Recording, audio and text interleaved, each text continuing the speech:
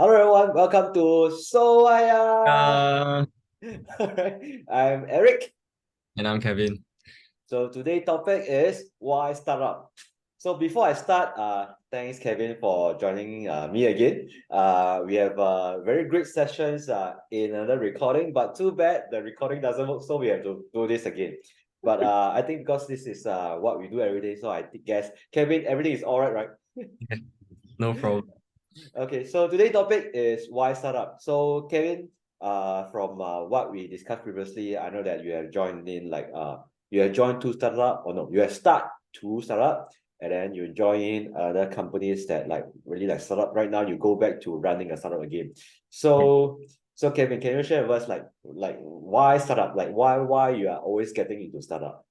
Okay. It hasn't really been like me choosing startups in particular, more so avoiding the alternative, which I see as MNCs or SMEs. So it started from like, oh wait, sorry, there's a plane.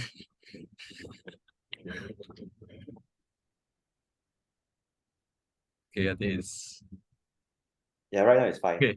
Okay, all right, it's gone. Okay, so it started with my parents actually. Both of them have been living and breathing MNC corporate their entire life as employees.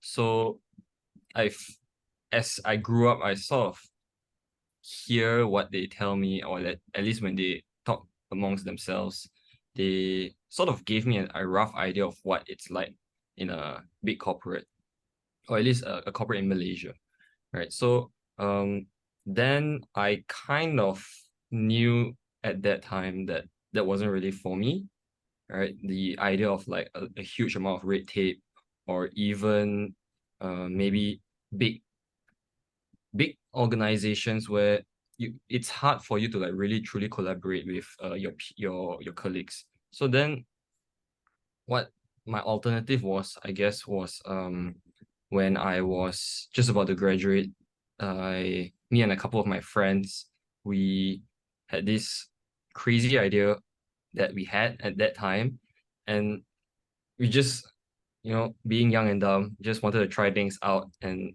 that's sort of how I got the ball rolling.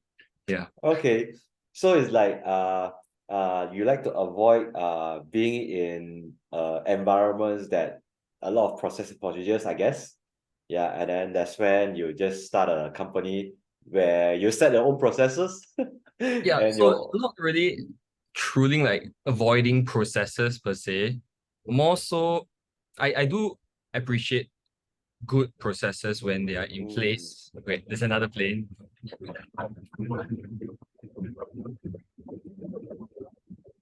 okay. So like Kevin is in Punggol, so Punggol there's a lot of like plane flying around, so yeah, cannot avoid, but yeah. Okay, I think it's gone.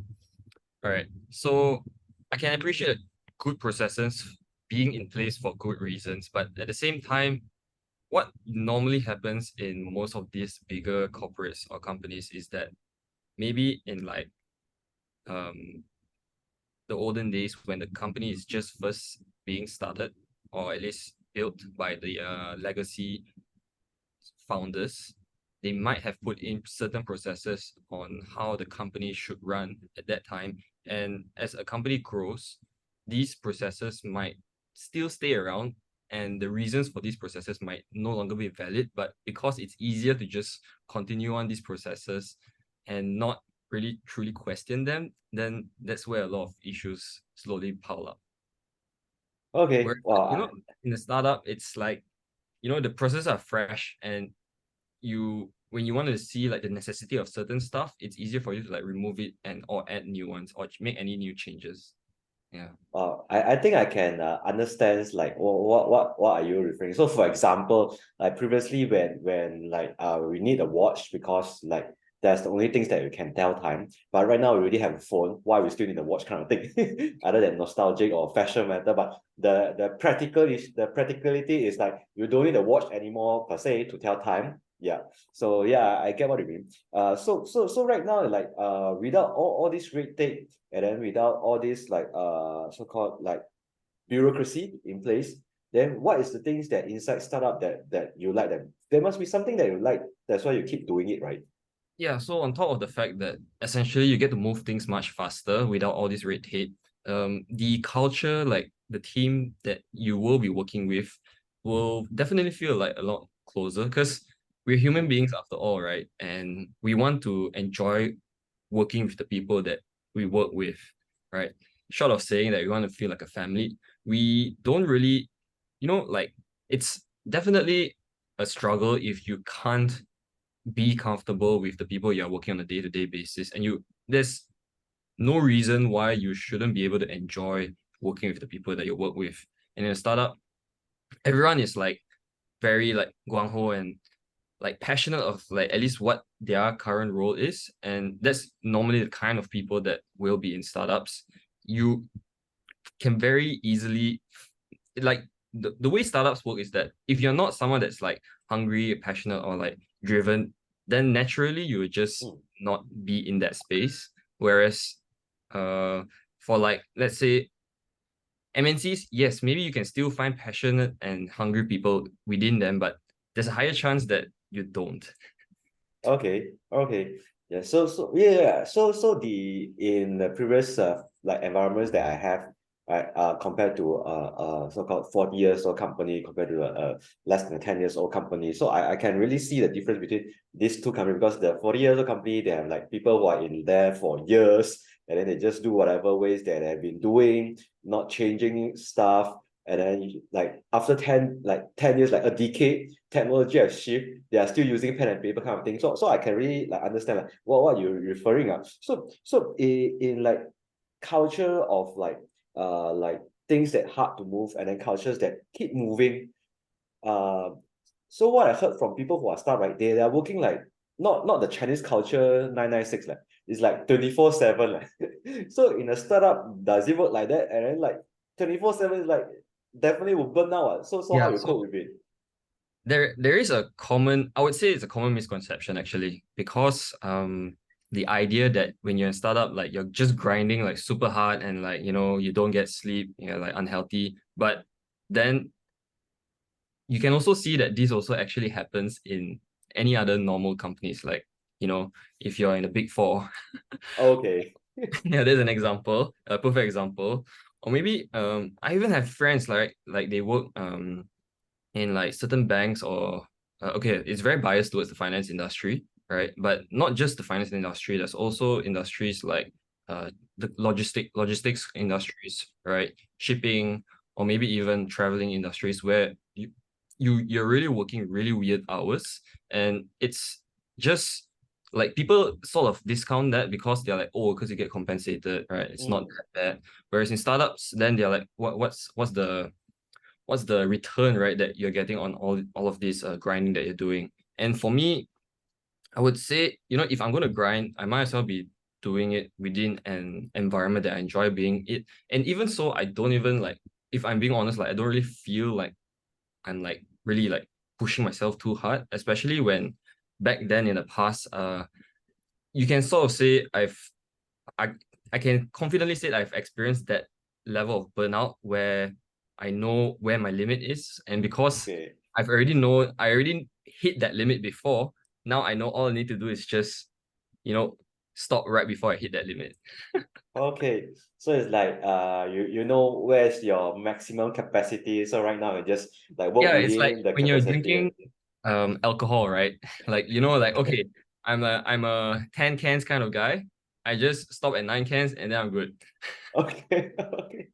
All right. So in other words, it's like in the environment, like you, if we are not taking care of ourselves, we push our limit too much, we still get burnout. So it's like this is how you cope with your so-called your capacity, like should I say rationing? So today you only work for like your 9/10. So let's say tomorrow you need 11.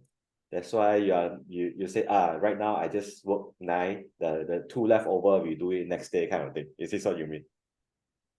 So it's very easy to just look at it at purely at just hours itself. Sometimes it's beyond just the hours, right? There's like Mm, nowadays you're thinking of like the mental, I like to say mental juice or the mental energy that mm, you have, right? Because you can have all the time in the world to do your stuff, but especially in the early stages when there's a lot of necessity for creative work, or at least some level of thinking involved, that you just need to sit down and like get your head straight on something. And if you don't have that like space or the energy or the, you know, like if you're just worn out, if you're just mentally worn out, then there's no way that it's going to happen at all.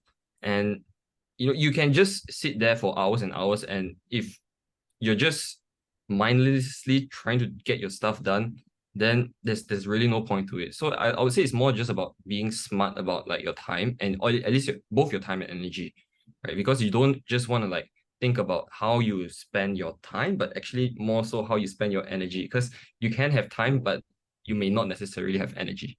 I totally understand. I understand there are some people like after 3 o'clock they are not working anymore.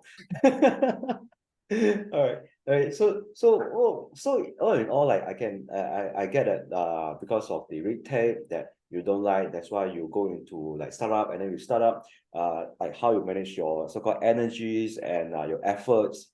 But in the end of the day, like also the team that you work with, right? Just now you also mentioned culture. So what are sorts of the cultures that make you stick to it, and then like maybe bring you more energy like when you need it? So what is the things that happen in the team then, like a Okay. culture? So I wouldn't say that startup culture is exclusive towards startups, right? Sometimes in other companies which are non-startups, which have smaller-ish teams, right? You may have this similar cultures, right? Maybe it's not like it doesn't apply to the entire of the company, but maybe just like a certain department or something. And I would say it's more so like what I mentioned earlier, the passion, the drive, right? The hungriness the team itself has on like getting things done, right? You know, like you definitely feel it, like the difference between like you're working with someone like when your team just wants to get things done, right? Whereas like some other people, maybe you like say like they're doing things because they're told, right? Maybe there's no incent like there's no it doesn't come from them. It doesn't come from within them on like the changes or like the new stuff that they want to bring in, at least to their clients, their customers, or the team itself. And I would say the trust is also very, very important, right? Being able to trust that the reliance that you can have like amongst your teammates is I think it's probably one of the most important things that you can have. Because if you don't like if that level that trust doesn't exist amongst you and your colleagues, right? It just doesn't feel right. Like you're just working with strangers, and there's like you always have to like think like, like because let's say if you don't trust someone, then you never really know if they're going to get back to you on like a certain item, or like if they truly have good intentions as well. And you don't want to have like to think about all of this. And more often than not, maybe I would say uh in the startup environment, these things naturally fall into place for like this particular culture to exist. Because if any individual that doesn't fit sort of this profile, they just naturally fall out of it. Yeah. Yeah, I think I get you in this sense. So in terms of like in a team, trust need to be there. And then like compared to so-called company bureaucracy following orders. So I get that in a startup environment, we are seeking with a team that go together in a certain directions rather than go together because we are following an order. Yeah. So I can get like I for me, I'm not a person like following orders. I don't like you tell me to do like certain actions or certain project, I just do it. But if you tell me that there's these directions that we'll go upon, and then I can use my creativity, even like explorations on how to make things work, as long as we reach the directions. I think this flexibility and what's it called, the space allow us lah to perform better. Yeah. Okay. Yeah. So all in all, like if there's people who like to go to the startup, what is the things that you like to let them know, like before they start or before they go into it? So for people wanting to join startups, I would say if you're considering it ever, the best time usually is when you're younger, because not that you can't join when you're older, is that naturally a startup definitely will require a lot more of energy and time commitment, right?